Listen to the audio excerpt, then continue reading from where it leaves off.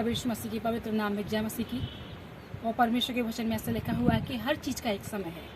इस संसार में जो कुछ भी होता है प्रभु ने, परमेश्वर ने हर चीज़ के लिए एक समय ठहराया हुआ है। ऐसा लिखा हुआ है कि बीज बोने का एक समय होता है और उसके बाद में उस फसल को काटने का भी एक समय है। जीवन का समय है और मृत्यु का भी समय है। आनंद मनाने का समय है, शोक करने का भी समय है। इसका मतलब हर चीज़ का परमेश्वर ने, प्रभु ने एक समय ठहराया हुआ है। आपको आशीष करने का भी एक समय है। कई बार हम लगातार किसी विषय के लिए प्रार्थना करते हैं, अपने परमेश्वर से मांगते हैं और जब नहीं पाते हैं तो हम निराश हो जाते हैं। परमेश्वर कहता है कि आपकी प्रार्थना को सुनने का भी एक समय है, आपको आशीष करने का भी एक समय है। एक गर्भवती माँ होती है, उसको भी 9 महीने तक इंतजार करना पड़ता है क्योंकि उसके जन्म का भी एक समय है। उसको आशीष करने का भी प्रभु ने एक समय ठहराया हुआ है। इसीलिए अगर आप किसी विषय के लिए प्रार्थना करते हैं और पाते नहीं तो निराश मत होइए।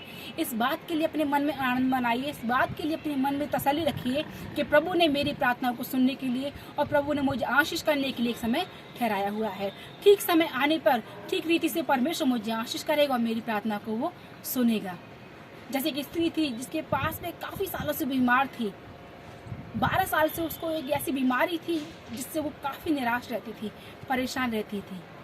और लेकिन जब उसका 12 साल के बाद उसका जब समय आया तो परमेश्वर ने उसको तुरंत चंगा किया। प्रभु ने तुरंत उसके जीवन में कार्य किया।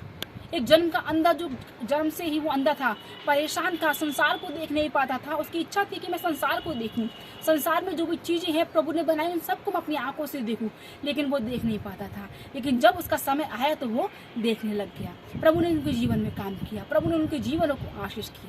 वैसे ही परमेश्वर ने आपके लिए भी एक समय ठहराया है। अगर आपकी शादी नहीं हुई है, आप चाहते हैं कि आपकी शादी हो, लगातार आप प्रार्थना करें प्रभु मुझे आशीष करे, प्रभु मुझे अच्छा जीवन साथी दे, तो जब आपका समय आएगा प्रभु आपको बहुत ऐसे आशीष करेगा। और वो जब आपको आशीष ही नहीं करेगा बल्कि अपनी सोच से बढ़कर प्रभु आपके जीवन में करेगा। जितना आपने सोचा नहीं होगा उससे बढ़कर प्रभु आपको आशीष करेगा। इस बात को अपने जीवन में बनाए रखिए कि प्रभु एक दिन मेरा भी समय आएगा। प्रभु जो मैं प्रार्थना सालों से करती आ रही हूँ उसका भी एक समय है। जिन बातों के लिए मैं निरंतर आप में बनी हुई हूँ प्रभु उसका भी एक समय है। और समय आने पर प्रभु आप मेरी प्रार्थना को सुनेंगे, मुझे आशीष करेंगे और मेरे जीवन को प्रभु आप बढ़ाएंगे, मेरे आनंद को आप पूरा करेंगे। प्रभु हर काम को करने की सामर्थ रखने वाला परमेश्वर है और आपकी प्रार्थनाओं को सुनने की सामर्थ रखने वाला वो परमेश्वर है। बस ठीक समय का इंतजार कीजिए ताकि परमेश्वर आपके जीवन को आशीष करने पाए।